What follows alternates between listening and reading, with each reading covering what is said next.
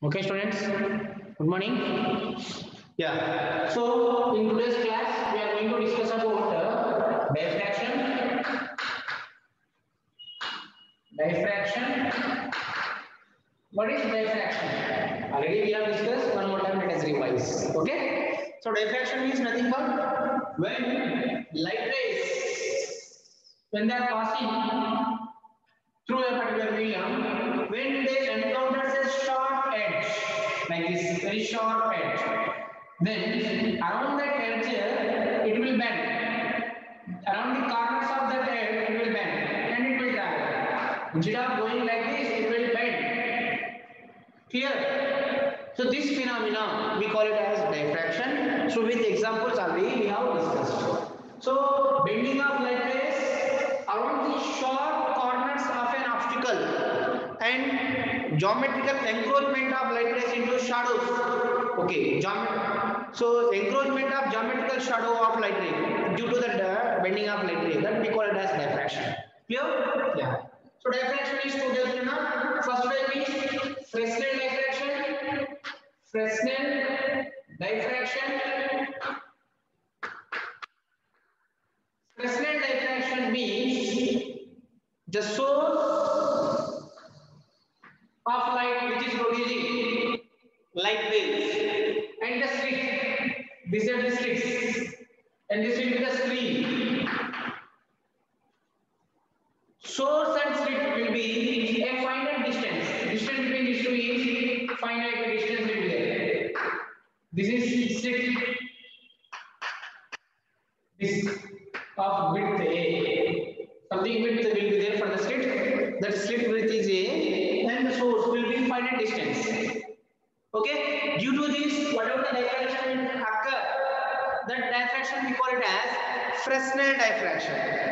Important point, remember.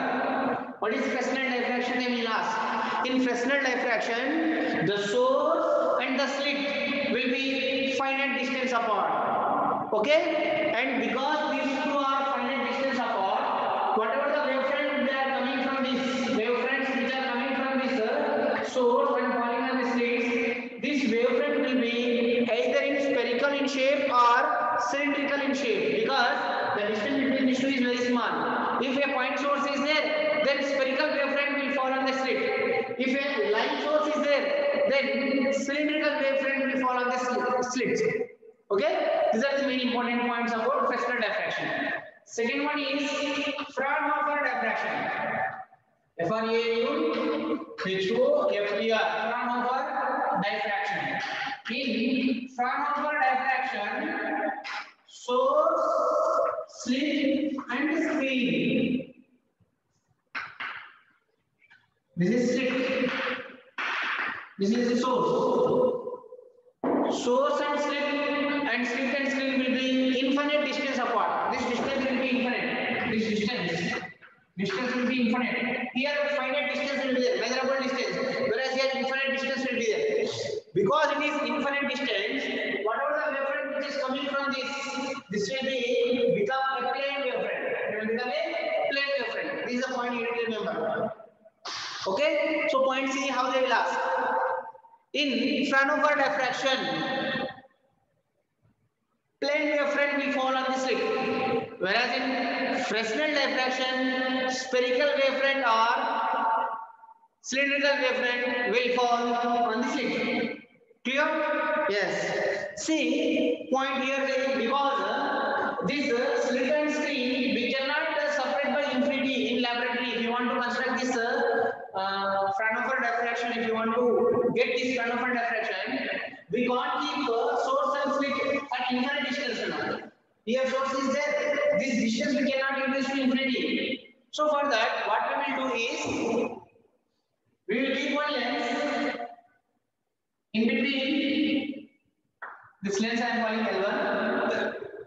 This lens L1 in between source and slit. This lens is placed such that the source is exactly at the focal plane, focus of the lens. So when the source of light is at focus, the rays after refraction refraction, what will happen to the rays, Luna? They will become parallel, no? Yes. So rays will become parallel after refraction, means it will be a plane wavefront. Clear?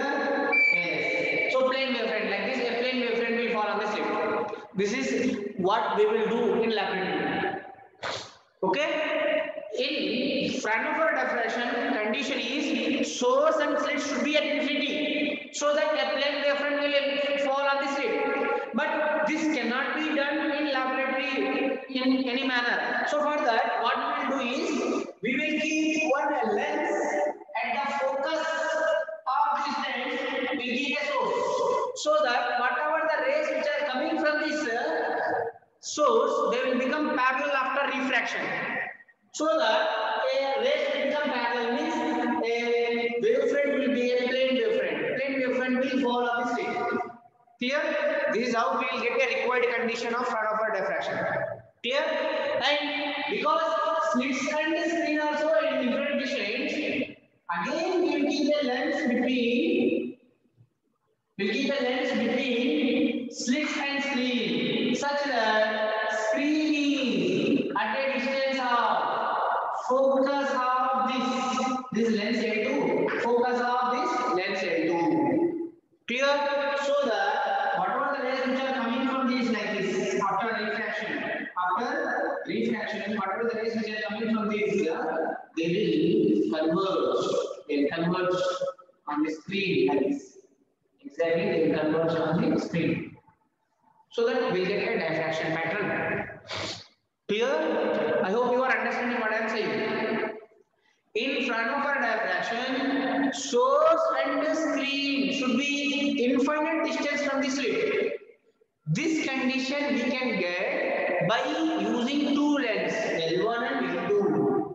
How we have to place them is, in front of a lens L1, we should keep a source, so that a plane wavefront will fall on the slit. And again, because this plane wavefront, whatever the rays which are emitting from this will be plane. Where they meet at infinity. But infinity distance in laboratory it is difficult to produce. So for that, again we will keep a lens such that the focus of this lens L2 will be a screen, so that we get a meeting of means convergence of these rays, so that we can observe the diffraction pattern on the screen. Clear? This is the required condition what we will do in Fraunhofer diffraction. Clear? Yes. So by using this Fraunhofer diffraction, Fraunhofer, name of the scientist, how he has produced diffraction effect.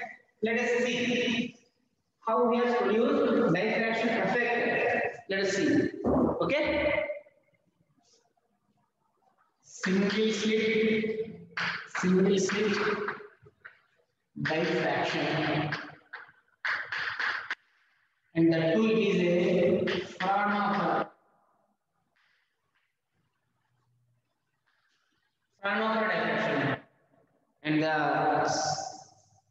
experiment name is single slit diffraction. Single slit Fraunhofer diffraction. Clear? Yes. Yeah. See what he has done. See, it is important for 5 marks. In this chapter, mainly they will ask YDSC experiment only. 99.9999% they will ask YDSC experiment only for PU board students. I am saying. If our fit is not good, then they may ask this question also. So be prepared for this also. Okay? So Fraunhofer condition it has produced. Okay? They give a source, a lens L1, and the focus of this lens L1 at the focus plane. This is lens L1, that's why F1 I am taking. Okay? At the focal plane of this lens L1, they give a source. Sources. So what will happen? Rays will emit, diverge from the source in our direction, no? Yes. So these are divergent rays. They will become parallel after refraction. So when they become parallel after refraction, A plane wavefront will come from this. A plane wavefront will originate from this, like this. A plane wavefront will come like this. Plane wavefront. Okay? Now, this plane wavefront we will allow to fall on a slit. We will allow it to fall on a slit. Clear? Like this. Like this. One slit will produce. That slit should be very sharp. That slit should be very sharp.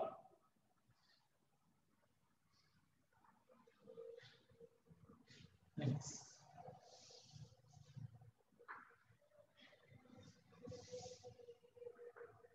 Okay? Clear? Yes. So this is opaque medium now. This is opaque medium now. Means light cannot pass from this. Okay? Clear? Yes. And this slit width is from here to here. This width is A. This width of this slit is A. A width slit will be there. Okay? Now, so these rays they'll come like this, they'll come like this, they'll pass through this like this. Okay? Yes, they are passing like this. They are passing like this.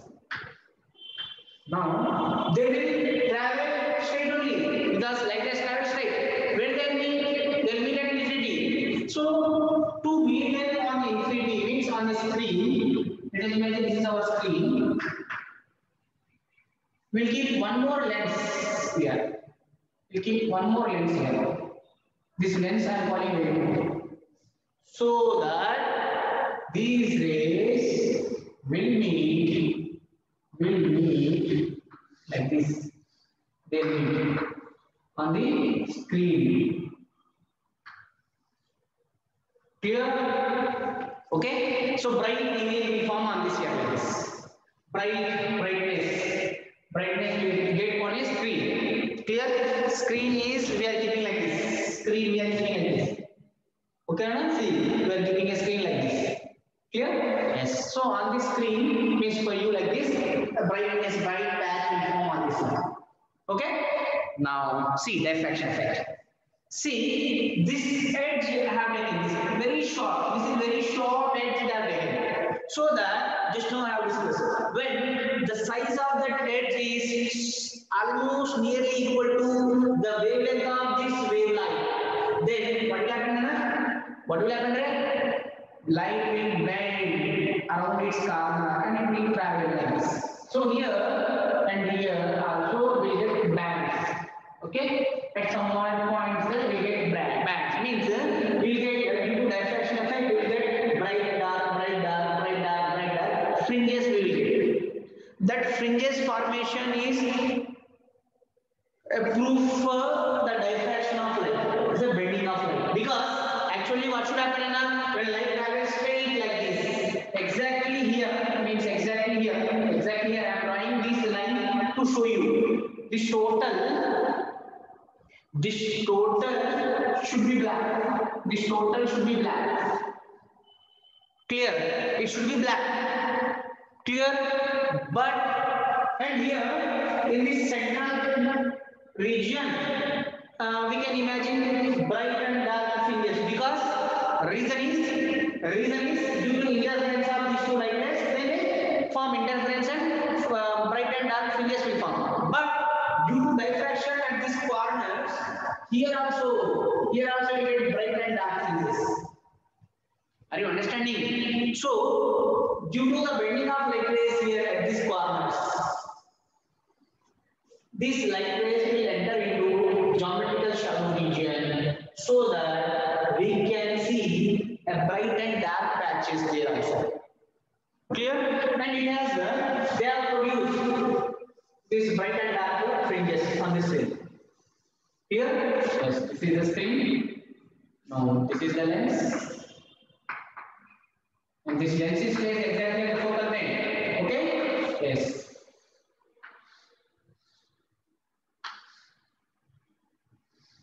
Clear? This is central maxima. Central maxima means where intensity is maximum. Clear? Yes. Now, in diffraction pattern, what they have observed is after central maxima, they have observed minimas on the both sides of the central maxima. Okay, these minimas he called them means Pranavar he called them as first secondary minima. This is second time they are forming. So that's why secondary he has given name. And from this central maxima they are forming first. So first secondary minima he called. Next time again minimas will form. Next year and year minimas will form. Second secondary minima he called. Next time again minimas will form. Third secondary minima. Fourth secondary minima. Like that nth secondary minima. Like first maxima, second minima, third maxima, fourth minima. Like that in YDS experiment we have discussed. No same as it is. But the name he has given that this name is given as first secondary minima. Next second secondary minimum. In between two minimas, one maxima will be there again. Okay? The total pattern from here to here, this is total maxima. This total is maxima only. Now, exactly after maxima, darkness will be there. That darkness we call them as minimas. The two first secondary minimas. First time they have found, that's why first secondary minimas. Okay? Name they have given like that. Okay? Yes. Now, let us find at what position a first minima will form, first maxima will form, these are things. Okay? Now, I am taking a position point P on the screen where we can get a maxima or minima. Let us suppose. Okay? Yes. See, point is important. You have to listen carefully. This point is important. If once you will understand this derivation, then it will be very easy for us. See, this is the slit. And this total width is A now. This total width is A. Slit width here A. There in YDSC, small d they have taken. Okay? So remember here slit width is A. Remember. You can consider this is also D also, but remember A. Okay? Yes. So light rays are going like this. They will form a central maximum and central maximum. Now, instead of going like this, rays has to travel like this. These rays has to travel like this. Clear? It means from here also you have to travel like this. Clear? Yes. Otherwise, I'll remove this. By unnecessary confusion. Okay? Yes. Now, these rays, they are making some angle theta. This is angle theta with the horizontal axis. Means the ray, whatever I have drawn here like this, it is making angle theta with the horizontal. Okay? Yes. Now, I am calling this is S1 point or A point. This is B point. Now, from A point, light ray is traveling a distance of AP. From B point, light ray is traveling a distance of BP. Now, just by observing these two, we can say distance traveled by the light ray BP is more than distance traveled by light ray along B. Correct? Yes. From B, if light ray travels to B, it has to travel more distance because it is somewhat inclined. Clear? Yes. Yes, we do. And AP distance will be large. Means some path difference, distance between these two lengths is here. That path difference we need to get. Okay? Yeah. So for getting that path difference, just draw one perpendicular. Just draw one perpendicular, please. One perpendicular on BP. Okay? Now, from this perpendicular, these two lines, N and M, this perpendicular, name and calling it as N. From this AP and NP, both are same. AP and NP, both will travel equal distance. Now, the extra path is this. This much is the extra path. This is the extra path it has traveled. Clear? Yes. So that extra path how to get is see now this is A, this total is A. Clear? This is theta means what will be this angle now? 90 minus theta. Do you know? Yes. See, I'll draw one more time that diagram. I'll draw neatly. This is A, this is B, this is the horizontal, ray is traveling like this, and from this point A, here perpendicular. This is theta I have made. Clear? Yes. See, we know this is perpendicular, 90 degrees. This is theta means this angle is 90 minus theta. Correct? Yes. This will be 90 minus theta. This angle will be 90 minus theta. Correct? Yes. Now, see, inside an angle, sum of three angles should be 90. This is 90 minus theta. This is 90 means this should be theta definitely. Because this is something x I am taking. X plus 90 plus this angle. 90 minus theta should be equal to 180. Correct? 90 plus 90 is 180. Means x minus theta is equal to 0. Then x is equal to theta. Yes. Means this angle should be theta. Means this angle is theta. This angle is theta. Clear? Yes. So we got the value of this angle. And this total distance is A, that is slit width. This distance is A, slit width now. Okay? Yes. Now take sin theta on this. Take sin theta now. What is sin theta? Sin theta is for this opposite side. For this angle, opposite side is this. This is N, this is B. That is Bn. Upon hypotenuse. This perpendicular na. Hypotenuse is this. That is AB. We want Bn only. We want this distance only. Bn only. Clear? We want this distance Bn only. So Bn is equal to what na? AB sin theta. Okay. What is AB sir?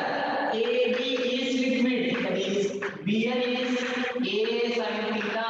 A. That means extra path ray is traveling from B to P is extra distance is A sin theta. It is traveling. A sin theta. It is traveling.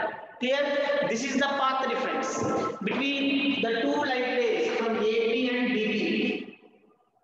Extra path BP is traveling, that is A sin theta it is traveling. Clear?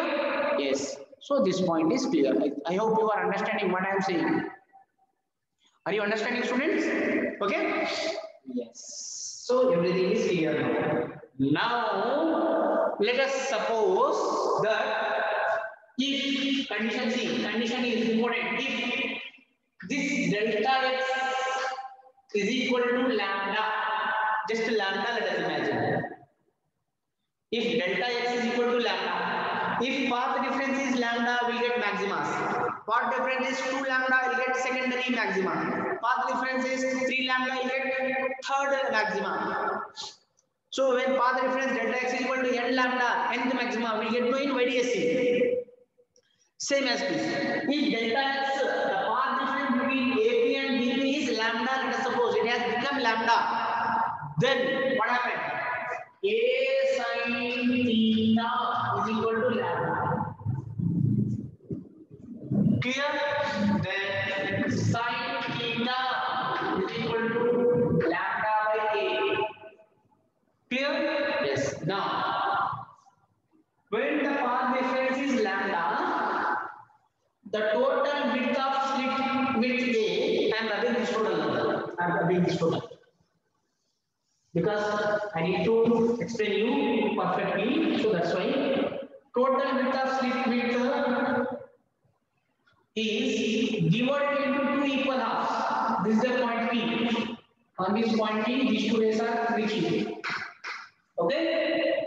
This slit width of A is divided into 2 equal halves. This is 1 half, this is 1 half. Okay? Now, see. These two rays are from these two halves, 1 half and 1 half. Here what happened is a single slit or wavefront is falling on this. From this wavefront, each and every point of that wavefront, will act like a own source to produce its own wavefront. This is from Huygens wave theory. Huygens wave theory says that each and every point on the wavefront will produce a new wavefront. Here, yes, acts like a source of new wavefront. So here, each and every point they are producing the wavefront like this. Okay. Now this total wavefront I am dividing into two equal halves. This half and this half. Clear? And what I am saying is this total wavefront they are traveling and reaching at this point B, having a path difference of lambda. When path difference is lambda, then what is phase difference? Delta phi is equal to 2 pi by lambda into delta x. Some condition is important. Okay. So delta 2 pi by lambda into path difference is lambda. Then what happens? 2 pi means 0 degrees or 2 pi degrees. 2 pi means 360 or 0 we can consider. Okay. Yes. So that means the meaning of that is each and every point on these are vibrating with same phase. Clear? Yes. So many points are there on this on this wavefront of slit A. So many points will be there. 1, 2, 3, 4, 5, 6 and okay. So many points will be there. 6 points I am taking. Okay. This is having a phase of 2 pi. This is having a phase of 2 pi. Phase. Constant phase they are having. Clear? Now exactly in equal half. If you divide, here 3 are there. Here 3 are there. Okay. Now they are reaching a point P on the screen. This and this. They will coincide. Okay, so that they will cancel their effect. And this also they cancel their effect. And this also they cancel their effect. So that totally dark fringe will form at this point. Are you understanding what I am saying? What I am saying is when path difference is lambda, the slit of width A will be divided into two equal half of lambda by 2 and this also lambda by 2. Clear? Yes. Because each and every point on this are reaching point P, due to a path difference of lambda by 2 of half of this slit width, they will form a dark fringe on that point. Okay, so that dark fringe we call it as first secondary maxima. This point you need to understand now. Once you will understand this point now, then it will be easy. This is quite different from YDSC. In YDSC, here for this lambda we are getting maxima, but here we are getting minima. Reason for that is the slit of width A will be divided into two equal halves. So that if the path difference is lambda and reaching point B, then two equal halves equally divided means lambda by 2 path difference will be there.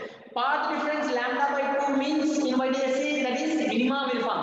Due to this reason at this point B minima will form, and that minima we are calling as first secondary minima. Since I am calling it as first, so I call this name as theta 1. First secondary minima we call this. I hope you are understanding Nana. Clear? Yes. Now first secondary minima. Okay. Now let us suppose if this point is very close to the central maxima, then this theta will be very small. When theta is small, sin theta can be written as theta 1. Theta 1 is lambda by 8. And when theta is small, theta can be written as tan theta. So tan theta 1 is equal to lambda by 8. And we know that tan theta is equal to opposite side upon adjacent side. Adjacent side is, let us imagine, capital T. Distance from slit to slit. Then what is tan theta gamma from this opposite side? Adjacent side. That is y by d. Y by d is equal to lambda by a. Y1 angle. So y1 is equal to lambda capital D by a. That means from central maxima, first secondary minima. Sorry, first secondary minima. First secondary minima will form at a distance of lambda capital D by a. Once you will understand this, then everything will be easy. Why it is called as first secondary minima even though path difference is lambda? When the path difference is lambda, then wave slit will be divided equally half, so that the path difference of each and every point on this equal half is lambda by 2. Because it is lambda by 2, it will form a minima there. This is called as first secondary minima. Now, first suppose if delta x is equal to 2 lambda, 2 lambda it has happened, then this slit width will be divided into 4 equal parts now. So previously it was this slit width was divided into 2 equal halves. Now it has divided into 4 equal parts. 1, 2, 3, 4. Yes, 1, 2, 3, 4.